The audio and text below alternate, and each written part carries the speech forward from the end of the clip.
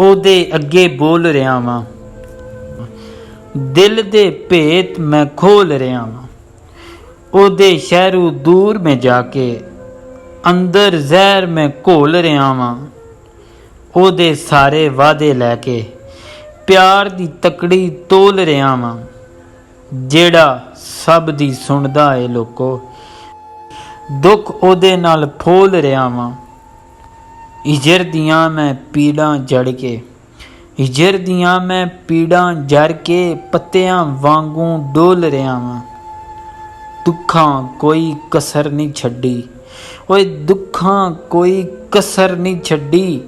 ਮੈਂ ਕੀ ਅਥਰੂ ਡੋਲ ਰਿਹਾ ਵਾਂ। ਜਿਸ ਤਰ੍ਹਾਂ ਉਹਨੇ ਭੰਡਿਆ ਮੈਨੂੰ, ਮੈਂ ਵੀ ਉਹਨੂੰ ਰੋਲ ਰਿਹਾ ਵਾਂ। ਕੈਸਰ ਵਰਕ ਹਯਾਤੀ ਵਾਲਾ, ਓਏ ਕੈਸਰ ਵਰਕ ਹਯਾਤੀ ਵਾਲਾ।